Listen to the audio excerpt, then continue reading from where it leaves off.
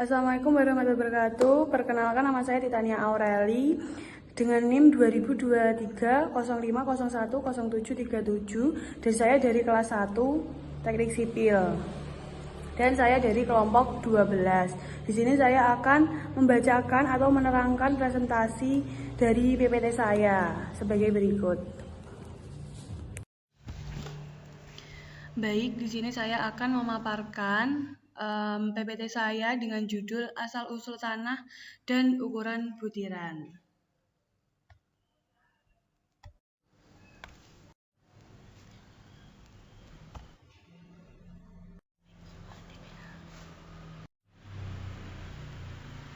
Nah, manfaat teorisnya yaitu untuk memberikan pemahaman mendalam tentang hubungan antara proses pelapukan, struktur batuan, dan sifat tanah, yang bisa membantu dalam mengembangkan teori mekanika tanah dan geoteknik. Manfaat praktis atau lapangannya yaitu yang pertama, dapat digunakan untuk mendesain fondasi, bangunan, dinding penahan tanah, drainase, dan pekerjaan geoteknik lainnya, dan dapat memastikan stabilitas struktur berdasarkan sifat. Apa yang difotokopi? Baik, cara atau metode yaitu yang pertama analisis 3 fase tanah yaitu pemadatan, air, udara. Menggunakan metode volume dan berat. Rumus utama yaitu yang pertama rasio Voigt sama dengan E sama dengan VV per VS. Nomor 2, porositas sama dengan N sama dengan E per tutup kurung 1 plus E. Yang ketiga, derajat kejenuhan sama dengan S sama dengan VW per VV kali 100%. Berat satuan tanah, basah dan kering dihitung dari kadar air. Hasilnya yaitu parameter tanah yang dihitung secara matematis, yaitu yang pertama rasio Voigt E dan porositas N, yang kedua derajat kejenuhan S, yang ketiga berat satuan tanah basah Y dan kering YD. Rumus untuk memprediksikan sifat fisik tanah berdasarkan hubungan berat volume. Manfaat teoritis yaitu yang pertama memberikan dasar ilmiah untuk memahami karakteristik tanah secara mendalam. Yang kedua mendukung pengembangan model matematika untuk desain infrastruktur berbasis tanah. Yang ketiga menghubungkan parameter fisik tanah dengan fenomena geoteknik seperti pemadatan dan stabilitas. Manfaat praktis atau lapangannya yaitu yang pertama membantu insinyur menentukan sifat tanah untuk pekerja untuk membangun fondasi, dinding, penahan, dan lain-lain. Yang kedua, mempermudah pengambilan keputusan lapangan, yaitu pengelolaan tanah basah, pemadatan, dan lain-lain. Yang ketiga, yaitu mengoptimalkan desain geoteknik untuk meningkatkan keamanan dan efisien proyek. Penutup atau kesimpulannya, yaitu yang pertama, hubungan berat volume dalam tanah adalah konsep penting dalam geoteknik. Yang kedua, pemahaman yang mendalam dan akurat terhadap parameter tanah dapat mendukung desain dan pelaksanaan proyek teknik sipil secara efektif. Baik, di sini saya akan menjelaskan PPT dengan judul pengujian sifat plastisitas tanah dalam geoteknik. Pengertiannya yaitu pengujian sifat plastisitas tanah adalah prosedur untuk mengevaluasi karakteristik mekanis tanah yang berhubungan dengan perubahan kadar air. Dalam geoteknik, pengujian ini sangat penting untuk memahami konsistensi dan perilaku tanah saat kadar airnya berubah, yang berpengaruh pada kestabilan dan kekuatan tanah sebagai dasar struktur. Tujuan pengujiannya yaitu yang pertama untuk menentukan batas Atterberg, yaitu memahami batas cair, plastis, dan susut sebagai indikator perilaku tanah. Yang kedua, klasifikasi tanah, yaitu berdasarkan plastisitas penting dalam memastikan kestabilan tanah untuk menopang konstruksi. Yang ketiga, yaitu analisis kestabilan dan fondasi. Data ini digunakan dalam perencanaan fondasi dan evaluasi resiko terkait pengembangan atau penyusutan tanah.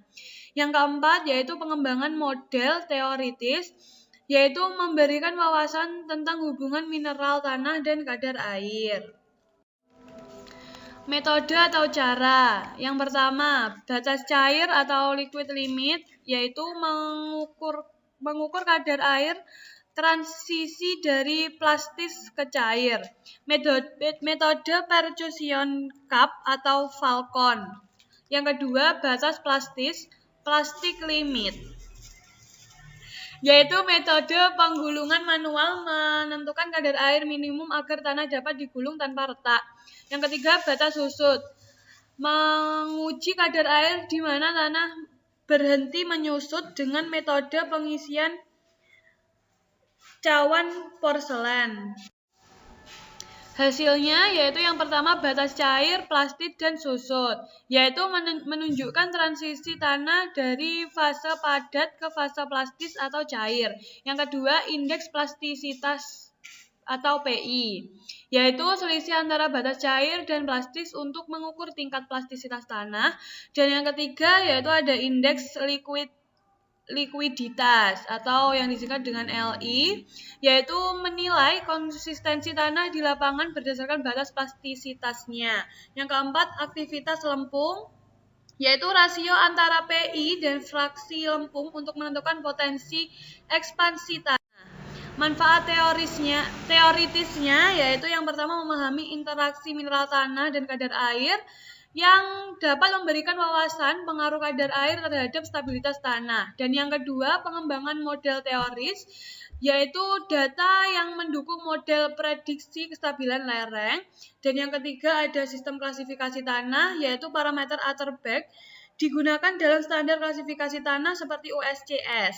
Dan yang keempat, yaitu ada peningkatan akurasi metode pengujian yang memperoleh hasil pengujian yang lebih konsisten dan akurat tentunya.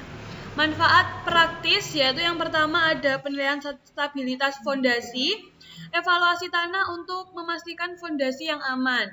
Dan yang kedua ada klasifikasi potensi swelling atau shrinkage,